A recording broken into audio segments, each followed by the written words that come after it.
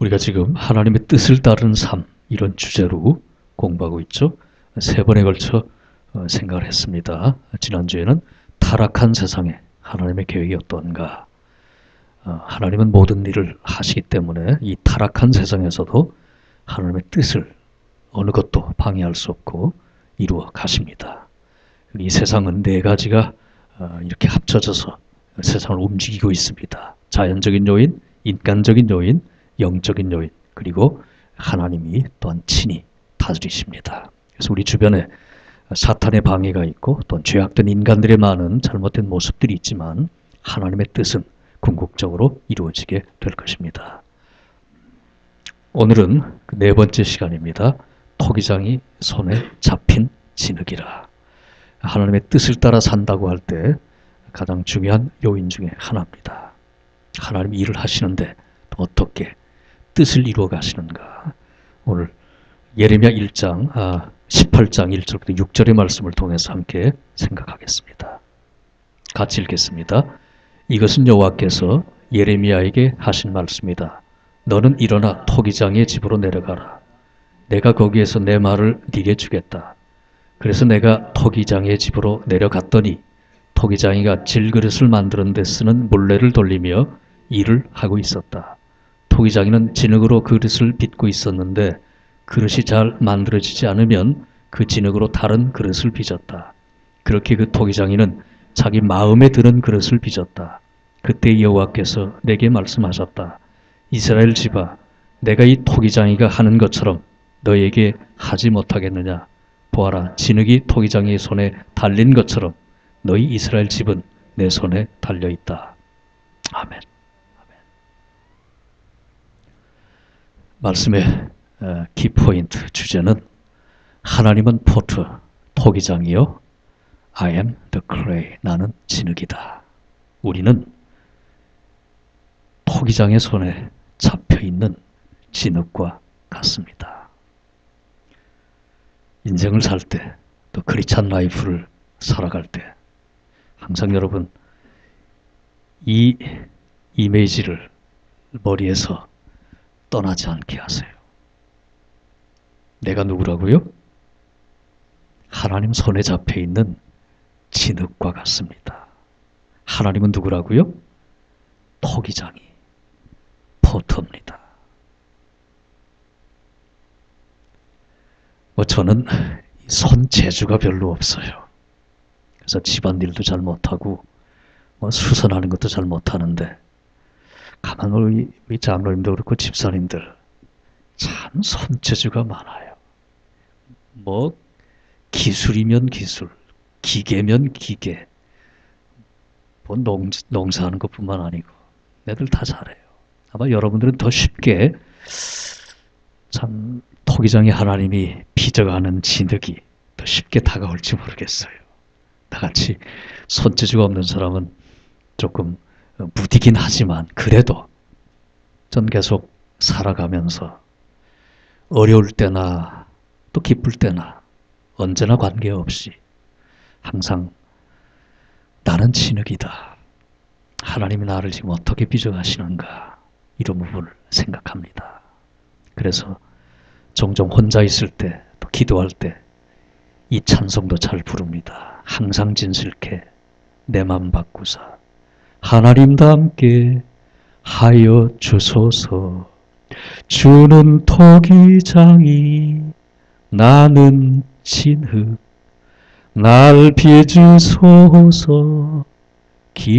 기도하오니. 하나님은 누구라고요? 토기장이, 나는 진흙입니다. 그래서 오늘 본문에 보면 예레미야에게 하나님이 영적인 귀한 교훈을 주시려고 내가 토기장이다. 너, 이스라엘, 이 세계, 우주 다 진흙과 같다.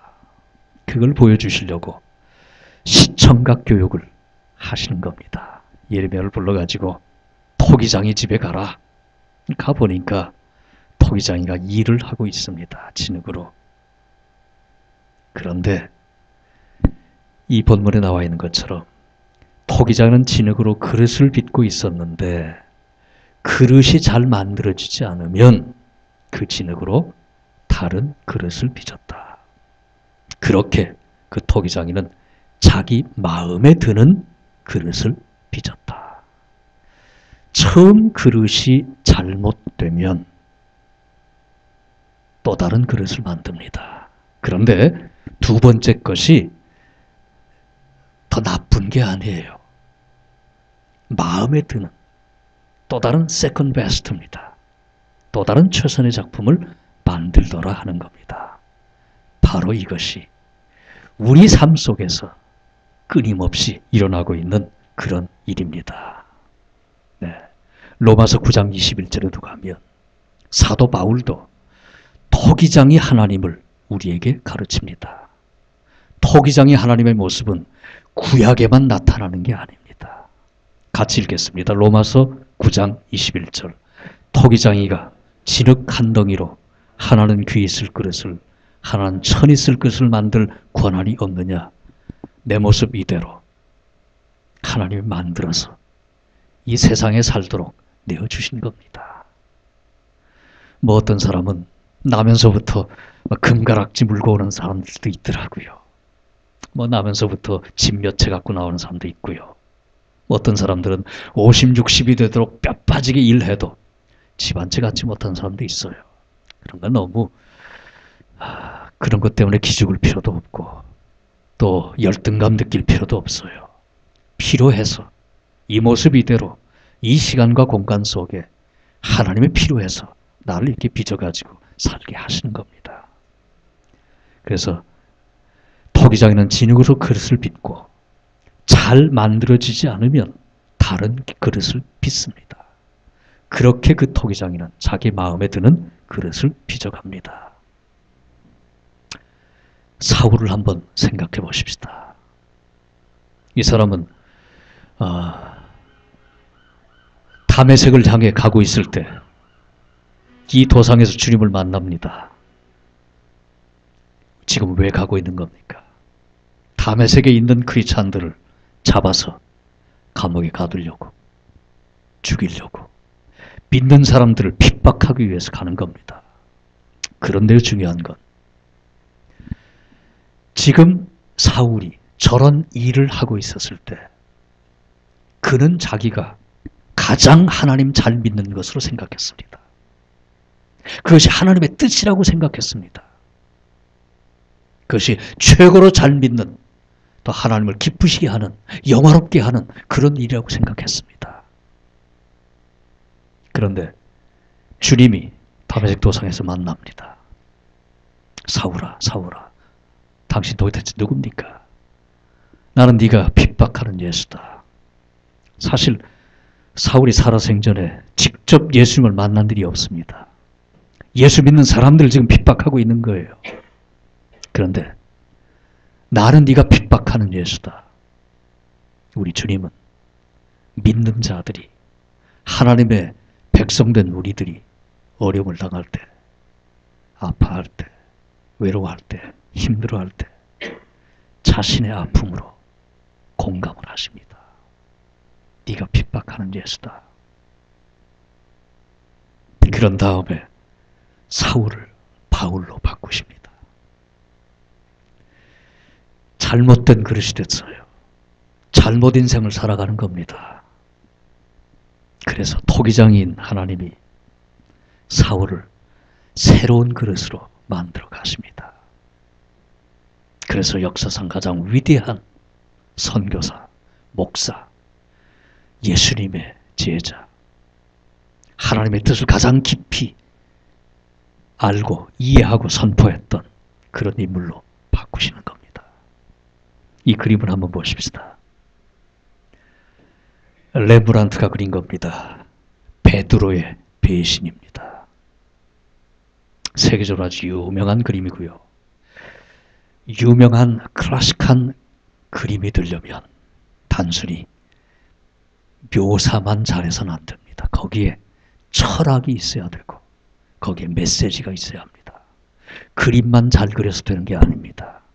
렘브란트가 유명한 것, 렘브란트가 남긴 모든 이 명화들, 특별히 성서적인 내용의 그림들이 많습니다.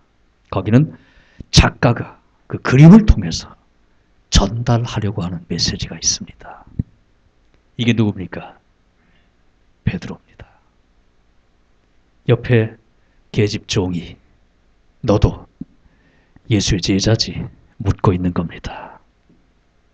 여기서 베드로가 어떻게 대답을 합니까? 성경에 보면 3번씩이나 나 그 사람 모른다.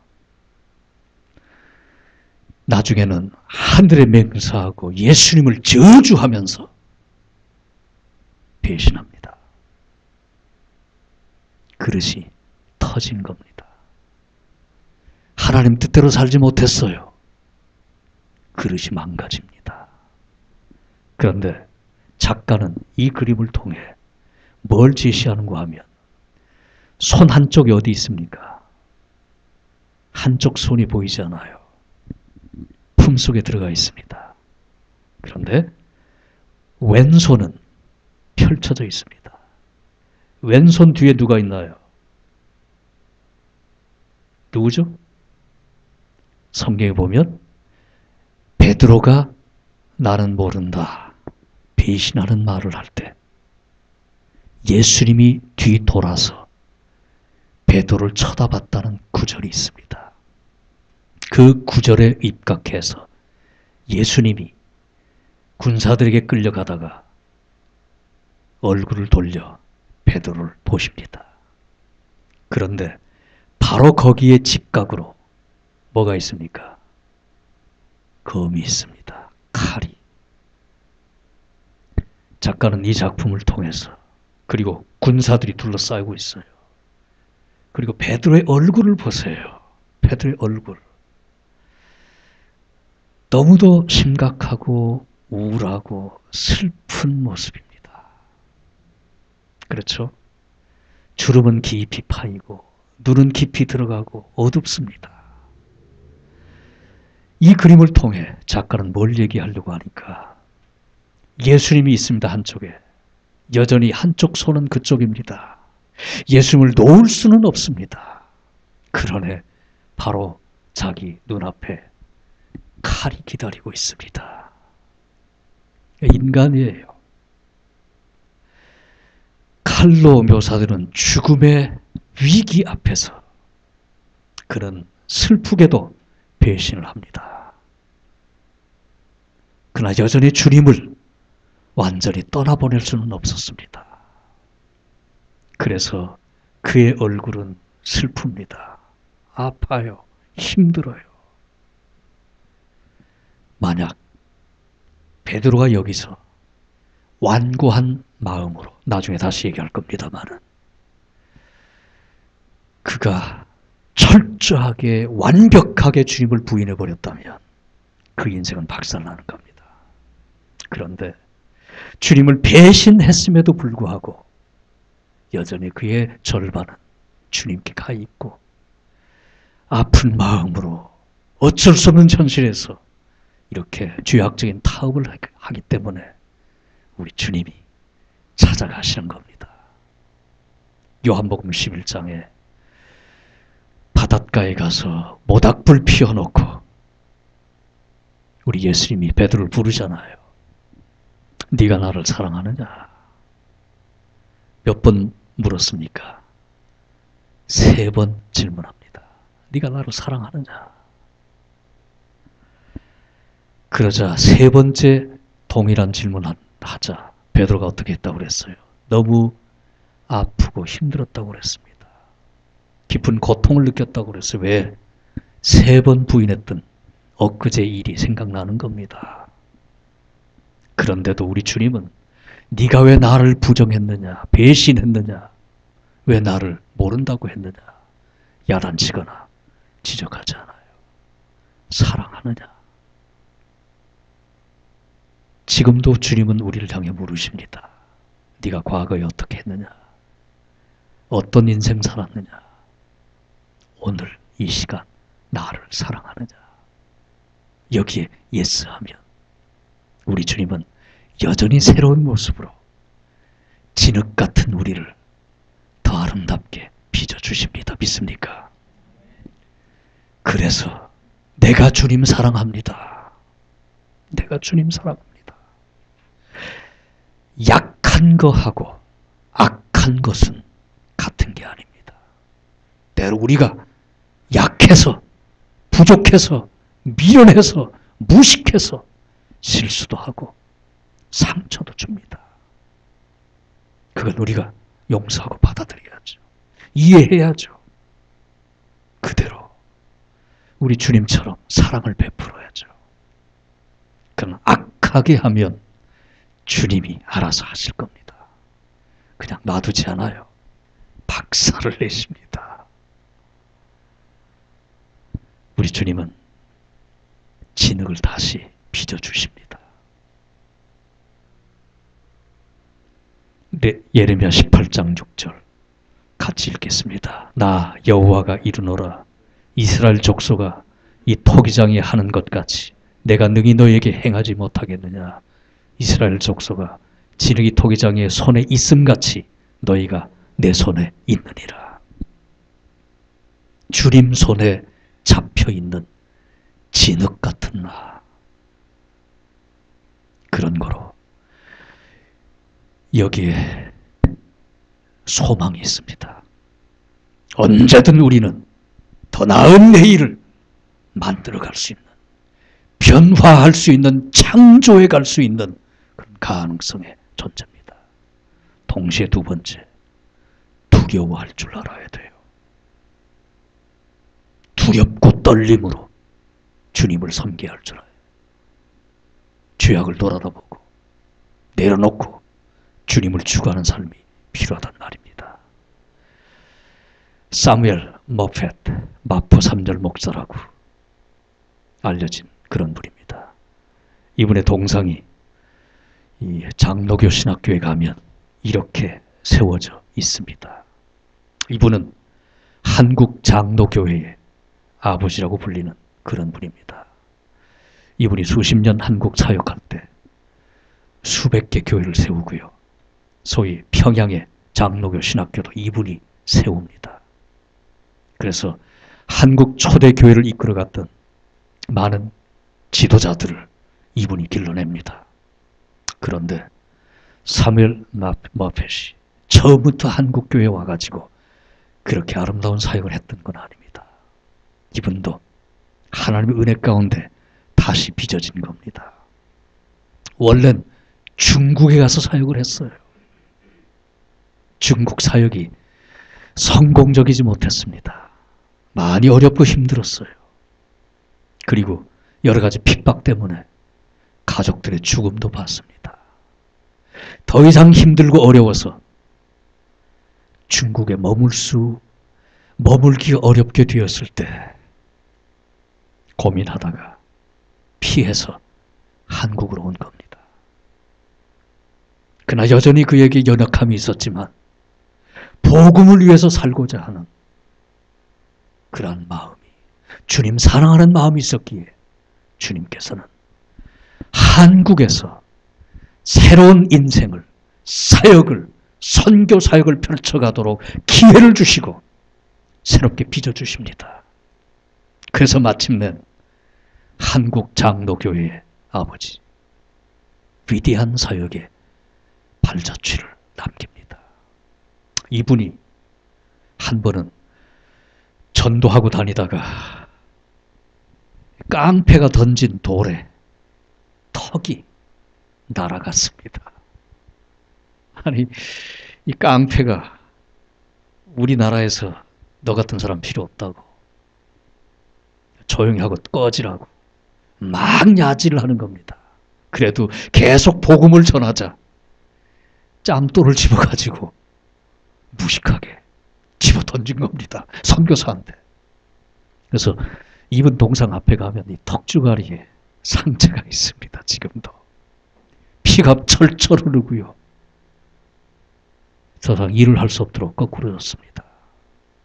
그런데 돌을 던진 그 사람, 그냥 박살내도 시원찮을 텐데 하나님이 그 사람의 영혼을 만지신 겁니다. 그 무지막지한 깡패가 얼굴이 터져서 거꾸러지는 선교사를 봤습니다. 평생 그렇게 많이 사람들 패고 피 흘리고 못된 짓 하고 살았던 사람인데 잠만 자면 꿈에 나타나는 겁니다. 그리고 이상한 음성이 들려요. 네가 왜 나한테 이랬냐. 견딜 수가 없는 겁니다. 그래서 할 수 없이 이 사람이 모페 선교사를 찾아가서 무릎을 꿇고 나 너무 괴로워서 못 살겠으니까 나 좀 어떻게 좀 도와달라고. 그 사람이 누군지 아십니까? 하나님이 다시 빚어주셨습니다. 그 깡패가 조선 장로교 신학교 1회 졸업생입니다. 한국 최초의 선교사로. 그 당시에 제주도는 언어가 달랐어요. 이쪽 본토하고. 제주도에 첫 번째 선교사로 출발한 이기풍 목사입니다. 이기풍 목사. 무릎 꿇고 나 좀 어떻게 해달라는 그 깡패를, 자객의 돌을 던져가지고 턱을 깬 그 무지막지한 젊은이를 모펜 목사가 품어줍니다. 용서했을 뿐만 아니라 복음을 소개하고 크리스찬을 만들고 목사를 만들어서 한국교회 위대한 기둥이 되도록 이끌어 가십니다. 하나님께서는 우리를 다시 빚어주십니다. 주님께 돌아오면 새로운 기회를 주시고 더 좋은 모습으로 그릇을 만들어 가신단 말입니다. 그래서 이기평 목사가 제주 성안교회, 제주도에 내려가 많은 어려움을 당하지만 이제 한국 교회 역사에서 빼놓을 수 없는 참으로 위대한 선배로, 선교사로, 목사로, 하나님의 사람으로 자리 잡게 된 겁니다. 하나님은 토기장이요, 우리는 진흙입니다. 하나님께서는 끊임없이 우리를 더 나은 그릇으로 빚어주고 계십니다. 네. 그래서 다시 한번 16장 9절에 같이 읽겠습니다. 그때 여호와께서 내게 말씀하셨다. 이스라엘 집아, 내가 이 토기장이가 하는 것처럼 너에게 하지 못하겠느냐. 보라, 진흙이 토기장이 손에 달린 것처럼 너희 이스라엘 집은 내 손에 달려있다. 개인뿐만 아니라 가정도, 교회도, 사회도, 나라도, 이 세상도, 우주도 하나님의 손에 달려 있습니다. 그런데 여기서 끝나면 좋겠는데 좀 어렵고 힘든 얘기, 어려운 얘기지만 하나 더 얘기해야 합니다. 깨뜨리기도 하십니다. 박살내기도 하십니다.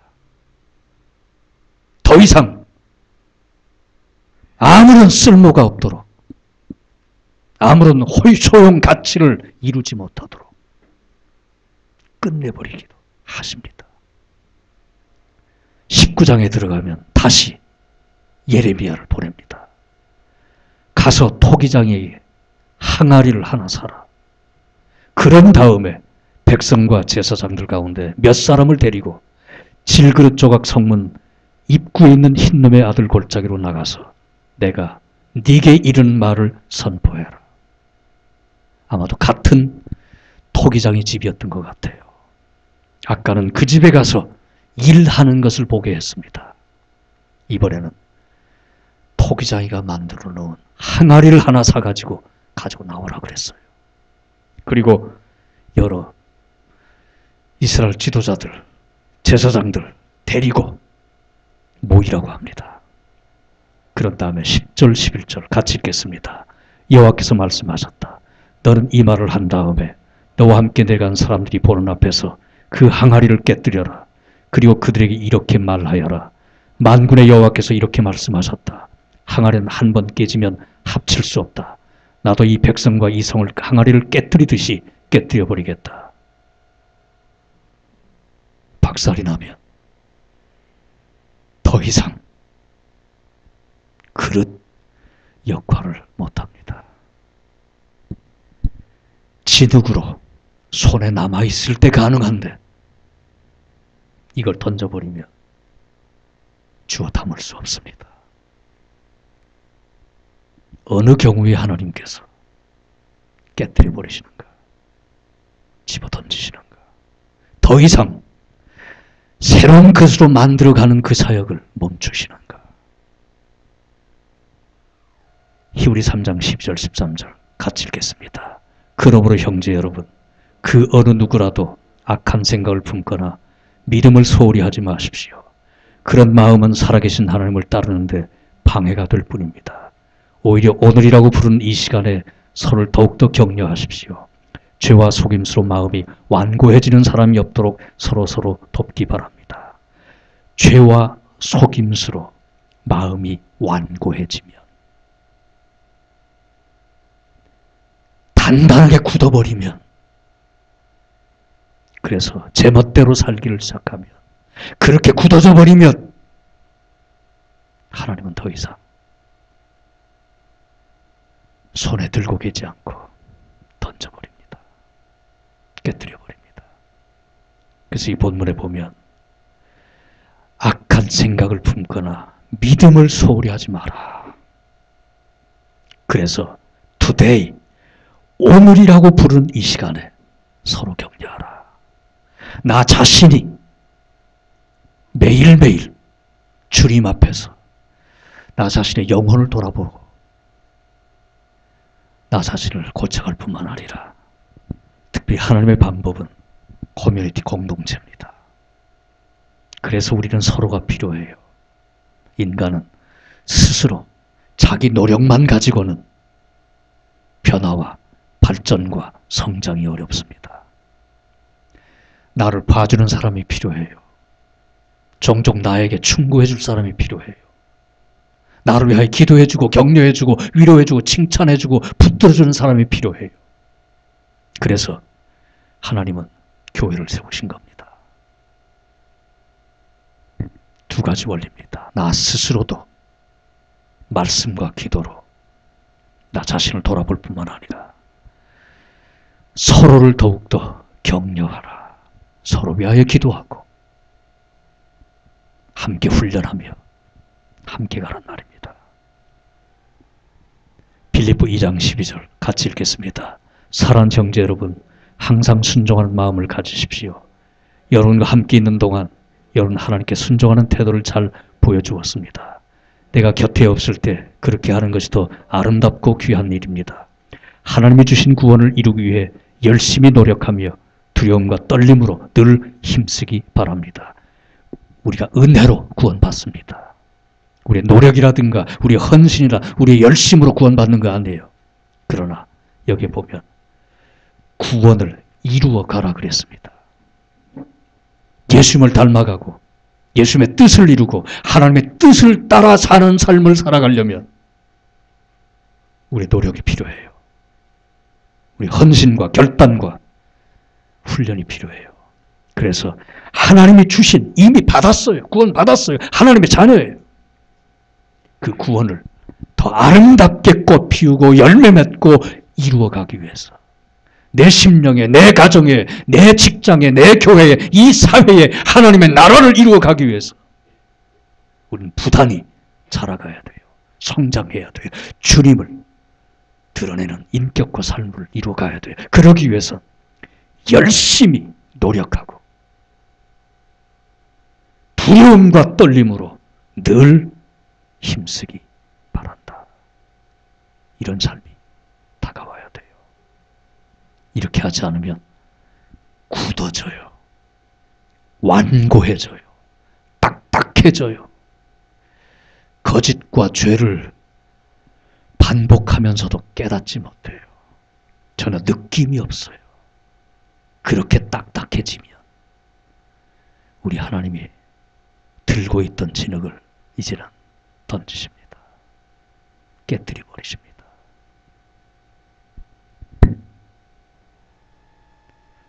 누가복음 13장 1절 5절에 같이 읽겠습니다.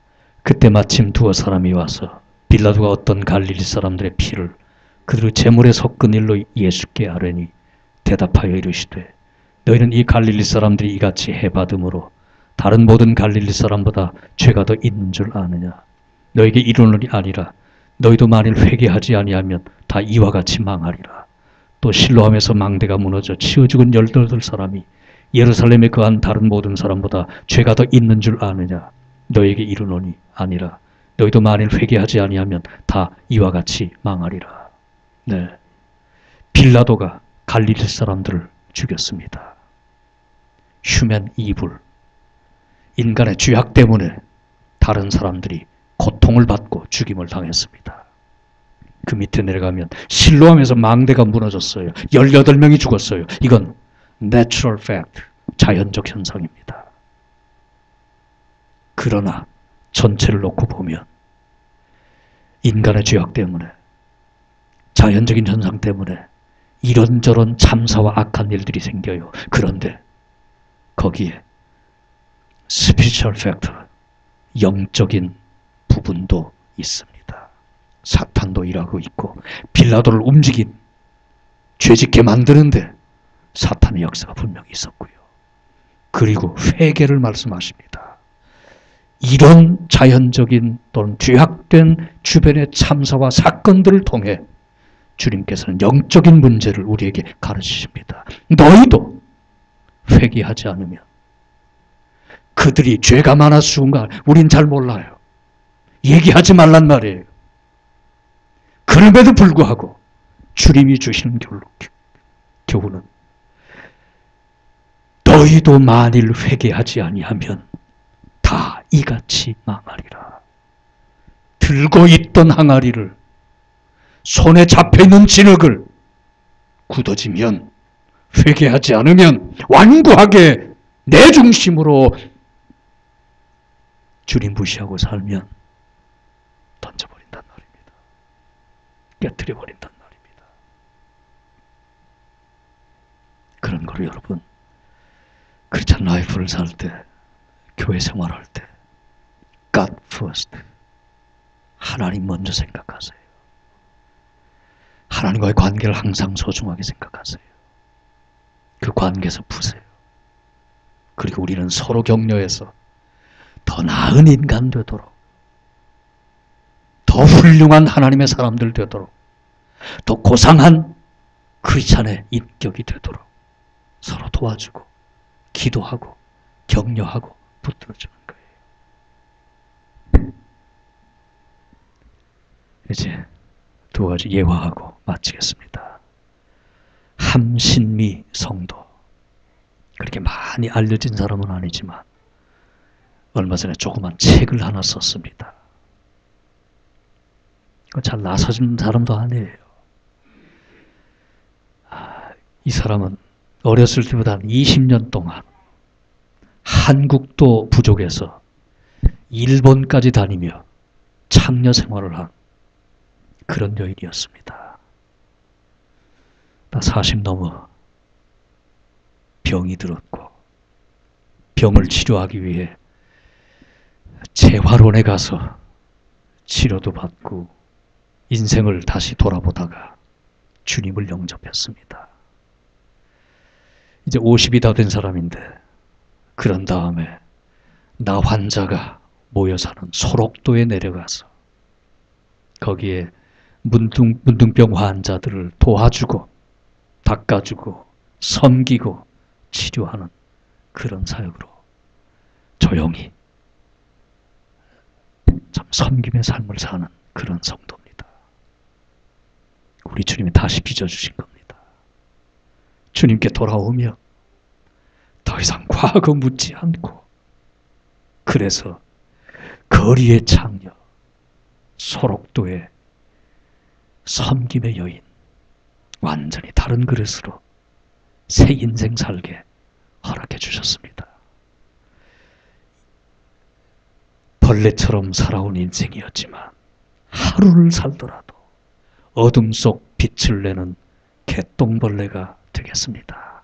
무슨 촛불이 호롱불이, 전깃불이 아닙니다. 표현이 참 겸손하잖아요. 갯돈벌이라도 좋습니다. 조금이라도 남에게 유익을 주고 사랑을 줄 수 있다면 하나님이 이런 마음을 갖고 이런 인생을 살도록 새롭게 빚어주시고 기회를 주십니다. 우리에게도 여전히 이런 기회와 축복의 은혜가 기다리고 있습니다. 조방헌이 누군지 아십니까? 조방헌. 좀 쉽지 않은 이름이죠. 그러기에 이 탤런트나 가수들은 예명을 씁니다. 이렇게 하면 금방 알잖아요. 누군지. 태진아. 이 사람은 자기 본명이 너무 힘들고 불려지기 어렵기 때문에 그 당시 가장 잘 나가던 세 사람, 여자 배우 태현실, 남진, 나훈아, 이름 하나씩 따가지고 태진아를 진 겁니다. 70년대 이 사람. 나하고 좀 세대가 비슷하기 때문에 제가 잘 알아요. 그때 간통 사건 때문에 시끄러웠고, 그 다음에 마리화나 마약 때문에 완전히 끝났잖아요. 더 이상 한국에 살기 어려워가지고 미국으로 피신 이민을 갑니다. 그러니까 가수 데뷔는 일찍 했지만 거의 20년 가까이 활동을 못합니다. 이민 가서도 술, 마약, 또 도박, 사업 실패, 그래서 자살도 시도하고 완전히 끝난 인생을 살아가는데, 이 사람이 부인을 잘 만났어요. 달리 잘 만난 게 아니라 부인이 먼저 인생의 허무함과 나약함을 깨닫고 하나님 앞에 무릎을 꿇었단 말입니다. 먼저 교회 나가기 시작했어요. 회개하기 시작했어요. 새로운 삶의 기회를 달라고 부르짖기 시작했어요. 몇 년 동안 그렇게 사는데도 술에 취해가지고 관심도 갖지 않다가 그런 부인이 점점 달라집니다. 자기도 아직 젊은데 이렇게만 살다 끝날 수는 없잖아요. 그래서 부인의 변화된 모습을 따라 교회 나가기 시작하다가 이 사람의 주님을 만났습니다. 주님의 도움을 구하기 시작하니까 아직 선에 있었거든요. 하나님이 어떻게 하시겠어요? 다시 빚어주기 시작하는 겁니다. 그래서 89년도에 옥경이라고 하는 노래가 대히트를 치고 90년대부터 계속 성장하고 지금은 한국 가요계 트로트의 왕자다, 그런 평가를 받는 참 성공적인 그런 인생을 살게 됩니다. 그럼에도 이 사람이 여전히 하나님 은혜 가운데 축복을 받는 이유는 기회가 되는 대로 간증 집회 다닙니다. 나는 크리스찬이다, 교회 집사다, 이걸 항상 내세우면서 하나님 손에 부드럽게 잡혀 있어야 돼요. 굳어지면 끝나요. 나는 주님의 도움이 필요합니다. 도와주소서. 그래서 하나님이 계속 이 사람을 새 인생 살도록, 빛나는 인생 살도록 이끌어 주셔서 새로 빚어진 아름다운 그릇이 되어가고 있는 것입니다. 사랑하는 성도 여러분, 우리는 하나님의 뜻을 위하여 하나님 뜻 가운데 살아야 거기에 행복이 있고 거기에 축복이 있고 거기에 영광이 있습니다. 그러나 종종 하나님 뜻에 미치지 못할 때가 있습니다. 하나님 뜻에서 멀어질 때도 있습니다. 하나님 영광 가리울 때도 있습니다. 아직 부족해서, 약해서, 미련해서 베드로처럼 실수할 때도 있습니다. 그러나 주님 앞에 무릎 꿇고 주님의 도움을 구하고 주님의 다시 빚으시는 은혜를 추구하며 하나님께서는 어제보다 더 나은, 오늘보다 더 예쁜 그런 그릇으로 계속 우리를 만들어 주실 것입니다. 이 믿음, 이 소망, 이 담력을 가지고 뒤에 있는 것은 잊어버리고 표대 되신 예수 그리스도, 완성될 하나님 나라 바라보고 힘있게 내일을 향해 나가는 저와 여러분 다 될 수 있기를 주의 이름으로 간절히 축원합니다. 기도하십시다. 살아계신 하나님, 토기장이 되셔서 진흙 같은 우리를 버리지 아니하시고 내치지 아니하시고 여전히 붙들고 계시면서 더 나은 그릇 되도록, 더 나은 인생 되도록, 더 고결한 예수님의 인격 닮아가도록 빚어주시는 그 귀한 사랑의 손길로 인하여 감사를 드립니다. 이 시간도 우리 주님 십자가 보혜의 은혜를 붙잡고 간절히 원하노니 우리 모든 허물과 죄악과 미련과 무식한 것들을 용서하여 주시옵소서. 빚어주소서. 새롭게 하소서. 진실하게 하소서. 더 믿음과 은혜와 성령으로 충만하게 하시옵소서. 하나님께 더 많이 영광을 돌리고 그 영광으로 이웃 사람들에게 사랑을 선포하고 하나님 나라를 선포할 수 있도록 축복해 주시옵소서. 예수 그리스도 이름으로 비옵나이다.